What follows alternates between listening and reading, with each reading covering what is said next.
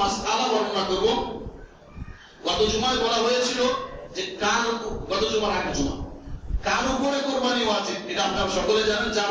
যার কাছে নিসাব পরিমাণ মাল আছে, সুস্থ সবল সহিহ ব্যক্তি আছে, পাগল নয়, নাবালেগ নয় এবং সফরে আছে এমন ব্যক্তিও নয়, তাহলে এই ব্যক্তির কাছে যদি প্রয়োজন অতিরিক্ত সম্পদ থাকে তাহলে তার উপর কোরবানি ওয়াজিব।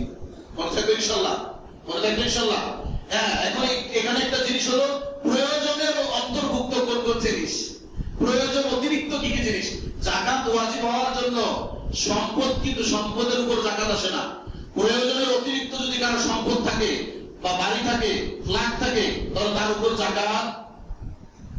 আমি মাসআলা শোনাইছি না, মনে নাই, এখনই ভুলে গেছেন। তার উপর যাকাত আসে না। কিন্তু কুরবানির ক্ষেত্রে এটা ভিন্ন, যে প্রয়োজন অতিরিক্ত যদি সম্পদ থাকে, মনে করেন 5 কাঠা সম্পদ আছে, এটা দিয়ে আপনার প্রয়োজন মিটে যায়, আরো 5 কাঠা অতিরিক্ত আছে, এটার কোনো প্রয়োজনই হয় না, তাহলে এই 5 কাঠার দাম যদি 52.5 তোলা রূপা বা 7.5 ভরি স্বর্ণের দাম হয়, তাহলে আপনার কুরবানি ওয়াজিব, কুরবানি দিতে হবে। এটার নিসাব কয়দিন পর্যন্ত হতে হবে? 3 দিন। 1 বছর থাকতে হবে এমন নয়, 3 দিন থাকতে হবে। 10, 11, 12 জিলহজ, 10, 11, 12 জিলহজ এর মধ্যে যদি থাকে তাহলে আপনার উপর কোরবানি ওয়াজিব। এখন প্রয়োজনের অন্তর্ভুক্ত কি কি? টিভি প্রয়োজনের অন্তর্ভুক্ত। হ্যাঁ, আপনার কাছে 50,000 টাকা দামের টিভি আছে, এটা প্রয়োজনের অন্তর্ভুক্ত নয়, এটার দাম ধরতে হবে। আপনার হাড়ি পাতিল আছে, তুলে রাখছেন, বছরে একবারও ব্যবহার হয় না, বলে এটাও প্রয়োজনের অন্তর্ভুক্ত নয়। মা বোনদের কাছে দামি দামি শাড়ি আছে, বলে এটা জীবনে বছরে একদিনও পরে না, বলে এটাও প্রয়োজনের অন্তর্ভুক্ত নয়। এগুলো হিসাব করে যদি নিসাব পরিমাণ মালের মালিক হয় যদি কোনো মা বোন, তাহলে ওই মা বোনের উপর কোরবানি আলাদাভাবে ওয়াজিব দিতে হবে। হ্যাঁ, অনেকে আসে শো পিস কিনে আনে, মার্কেটে বাণিজ্য মেলায় গেছে ঘুরতে, দামি দামি শো পিস, তাদের তো আর কাম নাই, স্বামীর টাকা কেমনে খরচ করা যায়, এই শো পিস কিনে নিয়ে এসে সুকেস ভরে রাখছে। জিন্দেগিতেও বছরে 3 বছরে 10 বছরেও একদিন কাজে লাগে না। এই ধরনের শো পিস যদি থাকে, তাহলে এগুলোর মূল্য হিসাব করে ওই মা বোনেরা যদি নিসাব পরিমাণ মালের মালিক হয়ে যায়, তাহলে এই মা বোনদের উপরও কি হবে? কোরবানি ওয়াজিব হবে। যাই হোক, এখন আমরা আসি যে কোরবানির দিনগুলোতে যদি কোরবানি না দিতে পারি, কোরবানির দিনগুলোতে কোরবানি দিতে পারি নাই, তাহলে কি করব? সূরা আসে না, আসে কি আসে না? কোরবানির 3 দিন আপনার একটা বিপদ হয়ে গেছে, অথবা কোনো বড় ধরনের বিপদ হয়েছে, পুরো এলাকা আগুন জ্বলে গেছে, আল্লাহর কোনো গজব আসছে, যে কোনো কারণে আপনি 3 দিন কোরবানি করতে পারেন নাই, তো আপনি কি করবেন? এখানে সূরত কয়েকটা। একটা হলো কোরবানির পশু আপনি কিনে ফেলছেন, কিন্তু কোরবানি করতে পারেন নাই 3 দিনে, তাহলে এই পশুটা পুরাটাই সদকা করে দিতে হবে। আমি বুঝতে পারছি? সরি, এটা হলো 1 নম্বর হলো কি, যে আপনি পশুই খরিদ করতে পারেন নাই, তাহলে একটা বকরির উপর, যে বকরির উপর কোরবানি করা সহি আছে, জায়েজ আছে, এই ধরনের 1 বছরের একটা বকরির মূল্য সদকা করে দেব। আর হলো না, কোরবানির পশু কিনছি কিন্তু যে কোনো কারণে কোরবানি দিতে পারি নাই, তাহলে এই পশুটাই পুরাটাই সদকা করে দিতে হবে। আর একটা 3 নম্বর সুন্নাত হলো যে পশু তো কিনছি, 3 দিন চলে গেছে, মাতব্বরি কইরা, দামগিরি কইরা, নিজে পণ্ডিত সাইজা ভুলবশত যে কোনো ভাবে 3 দিনের পরে যায় জবাই করে ফেলছে। আছে কি আছে না এই ধরনের লোক? হুজুর, কোন হুজুরের কাছে জিজ্ঞেস করে নাই, তো হুজুররা কি জানে? হুজুরের চেয়ে আমি বেশি জানি। হুজুররা কি জানে? হুজুরের চেয়ে বেশি জানি। এই পণ্ডিতিরা কইরা 3 দিন পরে জবাই করে ফেলছে। এখন কি করবে? এখন মাসালা হলো যে এই পশুর গোশতটা পুরাটাকে সদকা করতে হবে। সদকা করার সময় আরেকটা জিনিস লক্ষ্য রাখতে হবে, যে এই পশুটাকে আপনি কিনছিলেন, মনে করেন 60,000 টাকা দিয়ে কিনছেন, 60,000 টাকা দিয়ে কিনছেন, কিন্তু এই পশুর গোশত হয়েছে 50 কেজি। কত কেজি? 50 কেজি। তো 50 কেজি গোশতের মূল্য 50,000 টাকা। 50 কেজি গোশতের মূল্য কত? 50,000 টাকা। বাকি আরো 10,000 টাকা থাকতেছে না? এই 10,000 টাকার গোশত কই? 10,000 টাকার গোশত আছে? নাই। এই 10,000 টাকাও জরিমানা হিসাবে আপনাকে সদকা করে দিতে হবে। বুঝে আসছে? মাসলা বুঝে আসছে? ব্যবসা নেন না আবার। আপনি কিনছেন, পশু কিনতে পারেন না, আবার বলতেছি শুরু থেকে পশু কিনতে পারেন নাই, 3 দিন চলে গেছে, কোরবানি দিতে পারেন নাই, তাহলে যে কোনো একটা ছাগলের মূল্য শ্রদ্ধা করে দিলেই আপনার দায়িত্ব শেষ। পশু কিনছেন কিন্তু 3 দিনে কোরবানি করতে পারেন নাই, তাহলে যেটা কিনছেন এইটা শ্রদ্ধা করে দিলেই হয়ে যাবে। কিন্তু আপনি 3 দিন যাওয়ার পরে কোরবানি জবাই করে ফেলছেন, এখন এই গোশতটা ওজন করতে হবে, ওজন করে মূল্যের সঙ্গে মিলাইতে হবে। যদি শর্ট হয়ে যায়, টাকা কম পড়ে যায়, গোশত কম হয়ে যায়, তাহলে ওই পরিমাণ টাকা সদকা করতে হবে। মাসলাটা আমি বুঝাইতে পারছি? আচ্ছা, এখন হুজুর রাত্রের বেলা কোরবানি দিলে হবে কিনা? রাত্রের বেলা প্রথম 2 দিনে রাত্রের বেলা কোরবানি হবে। 10 তারিখ 11 তারিখে রাত্রের বেলা কোরবানি দিলে হবে, 12 তারিখে রাত্রের বেলা কোরবানি দিলে হবে না। পশুতে যে আমরা শরীক নির্ণয় করি, এই শরীক কতজন হতে পারে? শরীক হতে পারবে শুধু গরু, মহিষ, উটের মধ্যে, ছাগল, ভেড়া, দুম্বার মধ্যে কোনো শরীক নাই। হ্যাঁ, একবারে প্রত্যেকটা পশু, এই 3 ধরনের পশুর মধ্যে 7 জন শরীক হতে পারবে। কতজন? 7 জন শরীক হতে পারবে। এখানে বেয়াজরের কোনো সংখ্যা নাই যে হুজুর 5 জন রাখতে হবে বা 3 জন রাখতে হবে। এই বেয়াজর সংখ্যায় রাখা কোনো জরুরি না, আপনি একাই দিতে পারেন, একাই দেওয়া উত্তম। যদি শরীক নেন তাহলে 2 জনও দিতে পারেন, 3 জনও দিতে পারেন, 5 জনও দিতে পারেন, 7 জনও দিতে পারেন। এখন হলো যে এই কোরবানির দিনগুলোতে হাঁস মুরগি জবাই করা যাবে কিনা, এইটা আমাদের সমাজে একটু প্রচুর। আমার কাছে অনেকেই প্রশ্ন করে যে হুজুর আজকে চাঁদ উঠবে, আজকে এই চাঁদ ওঠার পর থেকে এখন আমরা হাঁস মুরগি জবাই করতে পারবো কিনা? হ্যাঁ, আপনি হাঁস মুরগি, গরু, ছাগল, দুম্বা, ভেড়া সবকিছুই জবাই করতেও পারবেন, খাইতেও পারবেন, কোনো সমস্যা নাই। এখন হলো গোশত বন্টনের মধ্যে যে আমরা শরীক আছি, এই শরীকের মধ্যে যে গোশত বন্টন করব, এই বন্টনের মধ্যে কম বেশি হলে কোনো সমস্যা আছে? বলে হ্যাঁ, সমস্যা আছে। যদি 7 শরীকের 1 শরীকের 1 পিস গোশত কম হয়, তাহলে একজনের কোরবানিও হবে না। এই জন্য 7 শরীক বা 5 শরীক বা 3 শরীক, যত শরীক আছি, এই শরীকের বন্টন করতে গেলে পুরা গোশতটাকে ওজন করে দাড়িপাল্লা দিয়ে মেপে বন্টন করতে হবে। মাসলা বুঝাইতে পারছি? হ্যাঁ, এই বন্টনের ক্ষেত্রে কম বেশি হয়ে গেলে কারো কোরবানি সহি হবে না। একা কোরবানির নিয়তে গরু কিনছেন, একা কোরবানি দেওয়ার নিয়তে গরু কিনছেন, এখন কেনার পরে দেখতেছে কিরে 60,000 টাকা দিয়ে বা 1 লাখ টাকা দিয়ে গরু কিনলাম, আরেকজনকে শরীক করলে তো ভালো হয়, আরেকজনকে শরীক করলে ভালো হয়। এখানে সুরত 2টা।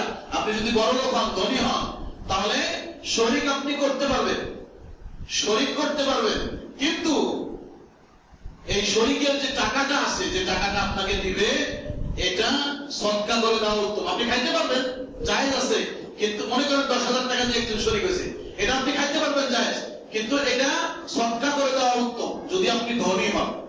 আর যদি আপনি গরিব, আপনার উপর কোরবানি ওয়াজিব না, কিন্তু আপনি 60,000 টাকা দিয়ে একটা গরু কিনে ফেলেছেন কোরবানির নিয়তে, আপনি গরিব মানুষ, এখন নিয়ত করতেছেন যে 60,000 দিয়ে একটা গরু কিনলাম, একজন শরীক করলে বা 2জন শরীক করলে ভালো হয়। এই শরীক যে করতে চাইতেছেন, আপনি শরীক করতে পারবেন? পারবেন না। বলেন না যে একটু মাসলা শুনেছিলাম তো এর আগে, গরিব হলে আপনি শরীক করতে পারবেন না। কেন? যে আপনার উপর কোরবানি ওয়াজিব ছিল না, আপনি জোর করে ওয়াজিব করছেন, এই জন্য পুরাটাই আপনাকে দিতে হবে, পুরাটাই আপনাকে দিতে হবে। এখন আসেন, যেটা আমরা করে থাকি যে মৃত ব্যক্তির নামে কোরবানি দেওয়া যাবে কিনা।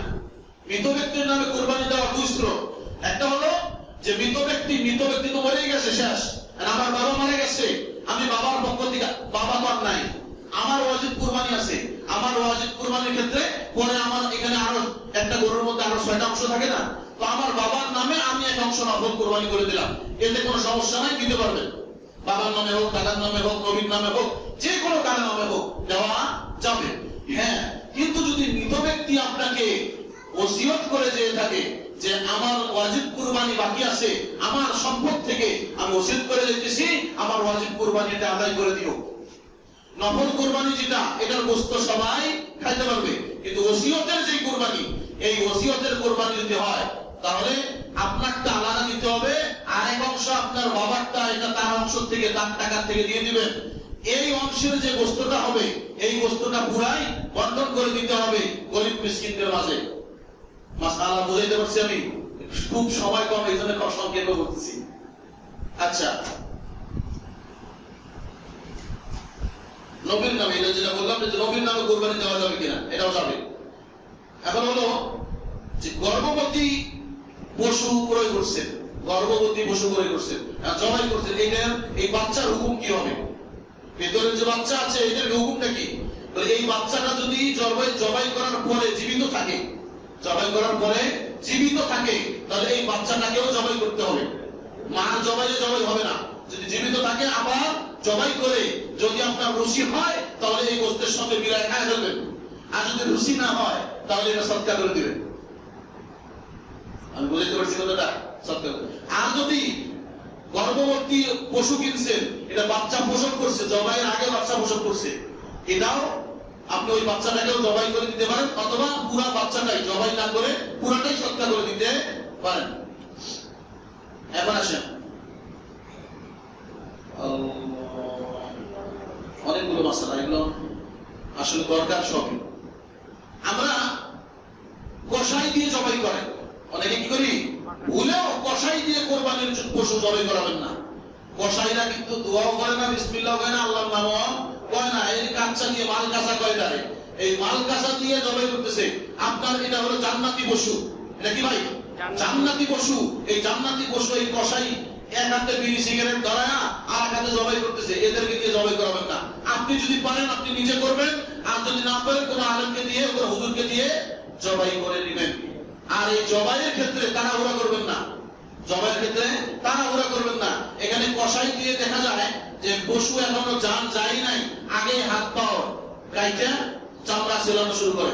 আপনি তরবারি নিয়ে, ছুরি নিয়ে দাঁড়ায় থাকবেন, যদি 1000 টাকা বেশি নিতে হয় আমার কাছ থেকে বেশি দিবি, কিন্তু কুরবানির পশু জান যাওয়ার আগে তোর গায়ে হাত দিতে পারবি না। এটা যদি করতে পারেন তাহলে আপনার কোরবানি আপনি সত্যিকারে কবুল হয়েছে। আর যদি না করতে পারেন, যে আপনারও তাড়াহুড়া, তাড়াতাড়ি করে রান্না খাইতে দেয়, বিবি সাহেব সব প্রস্তুত করে বসে আছে, খালি রাঁধতে দিব আর খাবো, এটা যদি আপনার উদ্দেশ্য হয় তাহলে কোরবানি গেছে, গয়া গেছে বৃন্দাবন। কোরবানি কোথায় গেছে? গয়ার কাশি বৃন্দাবন চলে গেছে, বুঝছেন? এই জন্য এই কষাই দিয়ে যারা কাজ করাবো এরা একটু সাবধান থাকবো যে পশুর জান যাওয়ার আগে কষাই যেন পশুর গায়ে হাত দিতে না পারে। আরেকটা জিনিস হলো ইম্পর্টেন্ট, যে ঋণের টাকা দিয়ে যাদের উপর কোরবানি ওয়াজিব, যে হুজুর ঋণের টাকা দিয়ে কোরবানি করা যায় আছে কিনা? হ্যাঁ, ঋণের টাকা দিয়ে কোরবানি করা যায় আছে। যাদের উপর কোরবানি ওয়াজিব ঋণের টাকা দিয়ে কোরবানি করতে পারবেন, কিন্তু সুদের উপর ঋণ নিয়ে কোরবানি দেওয়া জায়েজ নাই। সুদের উপর ঋণ নিয়ে কোরবানি দেওয়া জায়েজ নাই।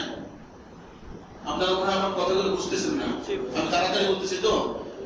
একটা হলো সাধারণ ঋণ করছেন, ওইটা কোরবানি দিতেছেন জায়েজ আছে, কিন্তু সুদের যে টাকাটা দিতেছেন এই সুদের উপর ঋণ করে এইটা নিয়ে কোরবানি দিবেন, আপনার কোরবানি দেওয়া লাগবে না, আপনি সুদের উপর টাকা নিয়েন না, জায়েজ নেই না। লোক দেখানোর জন্য এই কোরবানি দিয়েন না, মিষ্টি গোস্ত খাওয়ার মতো, এর চেয়ে আপনি গোস্ত কিনে নিয়ে আসেন, এখানে গোস্ত 3 ভাগ করে 1 ভাগ দেওয়া লাগে। আপনি যদি কোরবানির প্রকৃতপক্ষে সঠিক সওয়াব হাসিল করতে চান তাহলে কোরবানির গোস্তকে 3 ভাগে বন্টন করতে হবে। 1 ভাগ গরিব মিসকিনকে দিতে হবে, 1 ভাগ হলো আত্মীয় স্বজনের, আর 1 ভাগ হলো আপনার। এইভাবে বন্টন করে যদি আপনি গোস্ত খাইতে পারেন তাহলে পরিপূর্ণ কোরবানির সওয়াব পাবেন। আর যদি পুরাটাই ফ্রিজে ভরার নিয়ত থাকে আর গরিব মিসকিনের যে 3 নম্বর অংশটা, এখানে আপনার গরুর 9 মণ গোস্ত হয়েছে, তাহলে 3 ভাগের 1 ভাগ কয় মণ হয়? 3 মণ। 3 মণ গোস্ত আমরা 10 যদি ভাগের মধ্যে পাই, 3 মণের মধ্যে 1 মণ গোস্ত আপনি দেন না, বাকি সবটা ফ্রিজে ঢুকেছেন, আপনার কুরবানি দেওয়ার দরকার নাই। আপনি গরু কিনে এনে এমনি জবাই করে খায় ফেলেন, আপনার কুরবানি দেওয়া লাগবে না। আপনাকে আল্লাহ কয় নাই যে এই গোস্ত খাওয়ার নিয়তে কুরবানি দাও। যদি কারো এই নিয়ত থাকে, আমি জোর গলায় বলতেছি, যদি কারো এই নিয়ত থাকে যে আমি পুরাটাই ঢুকাবো, তাহলে সে কুরবানি দিয়েন না, গোনা হলে আমার হবে। আপনি কোরবানি দিয়েন না, আপনি গরু জবাই করে 1 লাখ টাকা দিয়ে গরু জবাই করে পুরাটা ঢুকে আপনি খান, আপনার একটা গোনা হবে না। হ্যাঁ, যদি কোরবানি দিতে চান, আল্লাহর জন্য কোরবানি দিতে চান, তাহলে 3 ভাগের 1 ভাগ গরিব মিসকিনকে পুরাটাই দিতে হবে। রাজি আছেন তো ইনশাআল্লাহ? পুরাটাই দেওয়ার জন্য রাজি আছেন তো ইনশাআল্লাহ? এখানে আমি মাসলাগুলো এই জন্য বলতেছি, এখানে অনেক ভাইরা আছে, বিভিন্ন জায়গায় চলে যাবেন আপনারা, আপনারা দেশে যায় কোরবানি দিবেন। হ্যাঁ, এখানে গরিব মিসকিনের এই হকটাকে লক্ষ্য রাখতে হবে, গরিব মিসকিনের এই হকটা অবশ্যই লক্ষ্য রাখতে হবে। আপনি কোরবানি দেওয়ার পরে, আমি 5 মিনিট আজকে একটু বেশি দেবো, আপনি কোরবানি দেওয়ার পরে রানের গোস্তটা আগে নিয়ে গিয়ে, শিনের গোস্তটা আগে নিয়ে রান্না করে খাই ফেলছেন, কিন্তু আপনার পাশের আপনার ভাই, নিজের ভাই কোরবানি দেয় নাই, সে আসে ওই তর্জনী ভাগাটা কখন আসবে তখন সে রান্না করে খাবে। কেন? আপনি তো কোরবানি দিয়েছেন আল্লাহর জন্য, এখান থেকে এক পুটলা গোস্ত যদি আপনার ভাইয়ের বাসায় পাঠায় দিতেন, কম হয়ে যেত? কম হয়ে যাইত? এই কৃপণতা কেন? এই কৃপণতা নিয়ে কোরবানি দেওয়া যাবে না। হুজুর কোরবানির জবাই করে, আমার কথা আর ভাবেন না, আমার কথা বলতেছি না, এখানে বিভিন্ন এলাকার লোক আছে এই জন্য বলতেছি। হুজুর কোরবানি দিয়ে পুরা এলাকায় ঘুরে কোরবানি দিছে, দেওয়ার পরে হুজুরের ঘরে এখনো চুলা জ্বলে নাই, আপনি রান্না করে একবার মোষের কেন দিয়ে খাইতেছেন। যে হুজুরে জবাই করে দিয়ে আসলো, এ হুজুর এখন খাইতে পারে নাই। কেন? আপনি এক টুকরা হুজুরের বাসায় পাঠা দিলে কম করতো? কম হয়ে যেত? এই মন মানসিকতা কেন আসে না আমাদের? আমরা তো ছোটবেলায় গল্প শুনছি, যে মুরব্বীরা জানে যে যেই হুজুরে কোরবানির পশু জবাই করতো, এটা যদিও কোন ফরজ ওয়াজিব কোন আইন না, ইসলামের কোন বিধান না, এটা কোন শরীয়ত না, যে হুজুরে জবাই করতো এই হুজুরের বাসায় মাথা পাঠায় দিত। যে পশু জবাই করছে এই পশুর মাথা কারবার যাবে হুজুরের বাড়িতে। আমাদের এলাকায় এক মুন্সি ছিল, মওলানাও না, আলেমও না, হাফেজও না, শুধু মুন্সি। ওনার খাটের নিচে বলে পশুর মাথা দিয়ে, গরু ছাগলের মাথা দিয়ে ভরে দিত। এগুলো কয়েক মাস যাবত তারা খাইতেন। ওই সময় একটা শ্রদ্ধা ছিল, ভক্তি ছিল। এই ভক্তি গেল কোথায়? হুজুরকে আপনি উপরে উপরে মহব্বত করেন, যে হুজুর আপনার জন্য জান দিয়ে দিব, 1 কেজি গোস্ত দিতে পারবো না, আছে না? আছে। কাউকে বেঞ্চিত করার জন্য বলতেছি না, এই আমাদের মন মানসিকতার পরিবর্তন করতে হবে, মন মানসিকতার পরিবর্তন করতে হবে। আচ্ছা, যাই হোক, যে এই মাসআলাগুলো আলোচনা করা হলো, আল্লাহ রাব্বুল আলামিন আমাদের সকলকে সঠিকটা বুঝবার আমল করবার তৌফিক দান করেন।